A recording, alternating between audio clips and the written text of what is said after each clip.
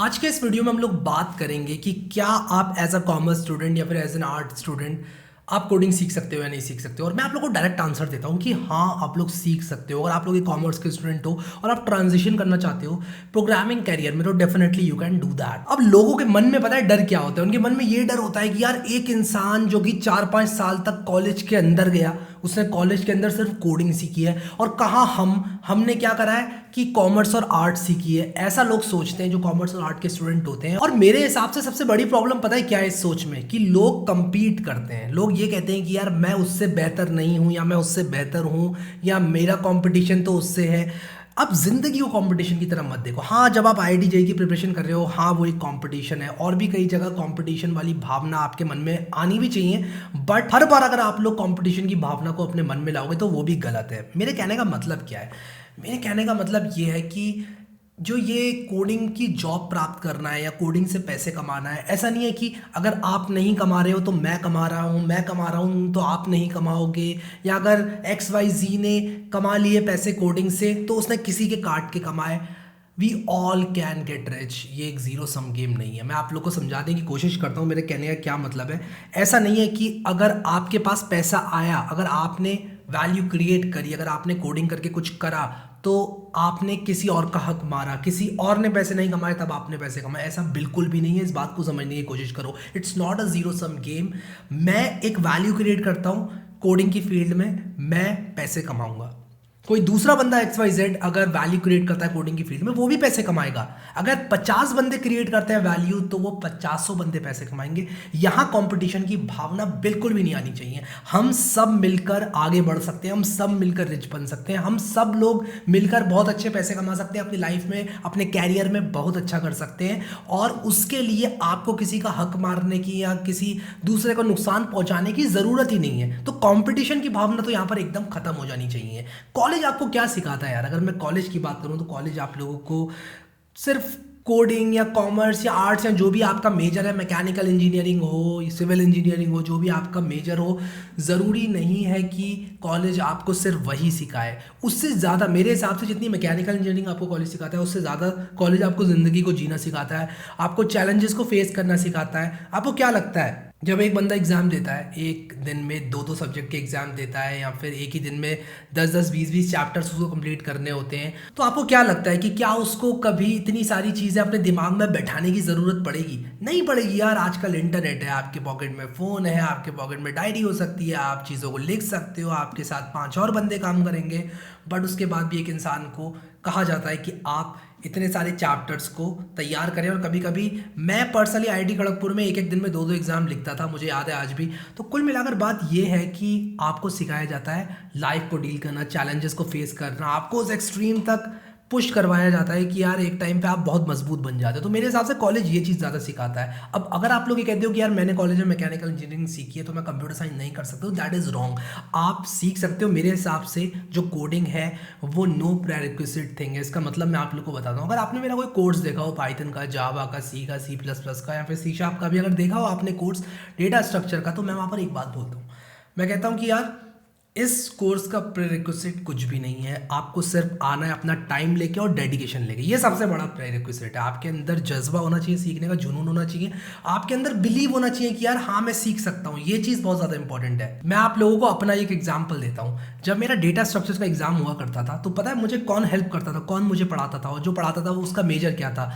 मेरे एक सीनियर पढ़ाते थे, उनका मेजर मैकेनिकल इंजीनियरिंग था। आप लोग बिलीव नहीं करोगे। और वो मुझे डेटा स्ट्रक्चर सिखाते थे, क्योंकि उनका अपना डेटा स्ट्रक्चर इतना क्लियर था कि यार, मेरा अगले दिन जब एग्जाम था तब मैं उनके पास लेकर जाता था डाउट्स, कहता था यार ये बता दो, ये बता दो। और मैं उनके पास क्यों जाता था? मेरे पास और भी ऑप्शंस थे। मेरे कुछ बहुत अच्छे दोस्त थे जो कि मुझे बता सकते थे डेटा स्ट्रक्चर के कॉन्सेप्ट, लेकिन मैं उनके पास ही जाता था क्योंकि मैं ये बिलीव करता था कि यार, इस बंदे ने जीरो से सीखा है, बिना किसी क्लास के सीखा है, बिना इसका कंप्यूटर साइंस मेजर हुए इसने सीखा है, तो ये बंदे से ज़्यादा अच्छा मुझे कोई नहीं सिखा सकता। और ऐसा था भी। वो मुझे जो सिखाते थे और उसके बाद जो कॉन्सेप्ट क्लियर करते थे, और उसके बाद जो दिमाग में चमकती थी बत्ती मेरी कि यार, डेटा स्ट्रक्चर का ये कॉन्सेप्ट इसलिए होता है, ये क्यों यूज़ करते हैं, यहाँ से वो मुझे स्टार्ट करते हुए समझाते थे। तो कहने का मतलब यहाँ पर ये है कि अगर आपका मेजर मैकेनिकल है, आपका अगर मेजर कॉमर्स है या फिर आर्ट्स है, या फिर अगर आपका कॉलेज आईआईटी एनआईटी या कोई गवर्नमेंट कॉलेज नहीं भी है, तब भी आप लोग कोडिंग सीख सकते हो।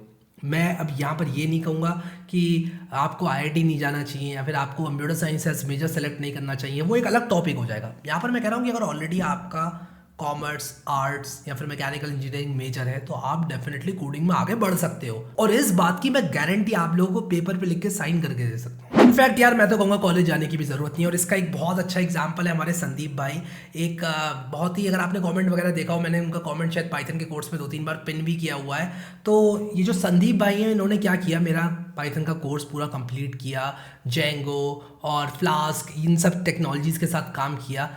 बिना कॉलेज को कंप्लीट किए इन्होंने एक स्टार्टअप में जॉब पाई नोएडा के अंदर, और आज ये स्टार्टअप में one of the best programmers हैं बिना कॉलेज डिग्री के। यार अब आप लोग सोचो ज़रा कि एक बंदा बिना कॉलेज डिग्री के एक स्टार्टअप में काम कर रहा है अपनी ज़िंदगी। मतलब संदीप मुझसे हमेशा भाई ये कहते थे कि यार मैं हैरी भाई ज़िंदगी में, लाइफ में अगर पैसे कमा रहा हूँ या मेरा जो मेन काम है वो मैं कोडिंग को बनाना चाहता हूँ। मतलब उस बंदे के अंदर जुनून था। उन्होंने कॉलेज नहीं किया था, सिर्फ उन्होंने 12th पास किया था, और वो भी, उसका भी एक अलग स्टोरी है। खैर मैं उनकी स्टोरी की डिटेल्स में मैं यहाँ पर नहीं जाना चाहूँगा। बस मैं आप लोग को ये बताना चाहता हूँ कि बहुत सारे एग्जांपल्स हैं यार, बहुत सारे एग्जांपल्स हैं जहाँ लोगों का मेजर नहीं है कंप्यूटर साइंस, जहाँ लोगों ने कॉलेज तक नहीं किया हुआ, उसके बाद भी वो सक्सेसफुल भी नहीं है यार, वो अति सक्सेसफुल है कोडिंग की फील्ड में। और यार वो लोग जो कि कहते हैं कि यार जॉब नहीं मिलेगी, जॉब कहाँ से मिलेगी, मुझे तो जॉब मिलती ही नहीं है। तो यार मैं आपको एक बात बताना चाहता हूँ, इंडिया के अंदर डेवलपर्स बहुत हैं, भर के थोक में डेवलपर्स उपलब्ध हैं, लेकिन अच्छे डेवलपर्स की आज भी कमी है। इस बात को याद रखना, बहुत गहरी बात है, इस पर सोच विचार करना। डेवलपर्स बहुत हैं, हर दूसरा बंदा अपने आप को आजकल डेवलपर कहता है, लेकिन अच्छे डेवलपर्स की आज भी कमी है। विद दैट सेड मैं एक बात और बोलूँगा, एनीबडी कैन कोड। आज की तारीख में कोई भी कोडिंग कर सकता है, but not everyone should code. अगर आपको सिर्फ इसलिए कोडिंग में आना है, आपको लगता है बहुत पैसे हैं कोडिंग की फील्ड में, आपको ये लगता है कि यार अगर मैं थोड़ी बहुत भी कोडिंग सीख लूँगा तो गूगल माइक्रोसॉफ्ट में मेरी जॉब लग जाएगी और उसके बाद मैं, मेरी लाइफ तो सेट है एकदम, कहाँ मैं अपनी लाइफ में जो मैं कर रहा हूँ उससे मैं सिर्फ 40-50 हज़ार रुपये कमा रहा हूँ, कोडिंग में मैं करोड़ों में खेलूँगा। अगर ऐसी सोच है आप लोगों के दिमाग में, और आपको कोडिंग पसंद नहीं है, तब मैं कहूँगा कि आपकी ज़िंदगी जो है एक नरक बन जाएगी। अगर आप लोग कोडिंग में सिर्फ इसलिए जाने की कोशिश करोगे कि यार वहाँ पे पैसे हैं और आपका इंटरेस्ट नहीं है, तो किसी भी चीज़ में अगर आपका इंटरेस्ट नहीं है तो वो आपको बहुत ज़्यादा परेशान करेगी अगर आपको उसको फुल टाइम करना पड़ गया तो। उसी के साथ साथ ये भी बोलूँगा कि यार अगर आप लोगों के अंदर जज्बा और जुनून है सीखने का, तो आज की तारीख में इतनी सारी रिसोर्सेज अवेलेबल हैं। मैं सिर्फ कोड विद हैरी चैनल की बात नहीं कर रहा हूँ, मैं सिर्फ अपनी वेबसाइट की बात नहीं कर रहा।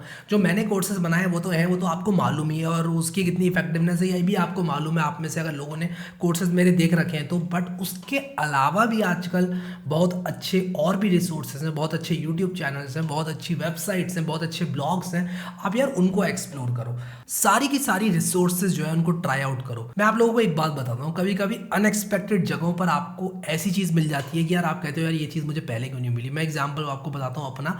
जब मैं जेंगो सीख रहा था तो मैं अलग अलग जगह से जेंगो सीखने की कोशिश कर रहा था, बट मैं एक जगह से जेंगो नहीं सीख रहा था, वो थी ऑफिशियल डॉक्यूमेंटेशन, ऑफिशियल ट्यूटोरियल। और जब मैंने ऑफिशियल ट्यूटोरियल पढ़ा जेंगो का, मज़ा ही आ गया यार, मज़ा ही आ गया मैं कहूँगा। तो आपको ट्राई आउट करना चाहिए। अगर आपसे किसी ने कह दिया यार डॉक्यूमेंटेशन ऑफिशियल मत पढ़ना, बेकार होती है, तो उसकी बातों में आपको नहीं आना है, आपको खुद से एक्सप्लोर करना है। देखो यार, आप अपनी आंखों और अपने कानों पर जितना भरोसा करते हो उससे ज़्यादा भरोसा किसी और चीज़ पर, मुझ पर भी मत करो यार, मैं तो ये बोलूँगा। सो आई होप कि ये वीडियो आप लोगों को एक अच्छा मोटिवेशन देगा। अगर आप लोग कोडिंग में जुनून रखते हैं, आगे बढ़ना चाहते हैं, अगर आप चाहते हैं कोडिंग को अपना कैरियर बनाना, तो यार आप लोग ट्रांजिशन कर सकते हैं। आई होप कि आप लोगों ने आज कुछ नया ज़रूर सीखा होगा। अभी के लिए इस वीडियो में इतना ही guys. Thank you so much guys for watching this video, and I will see you next time.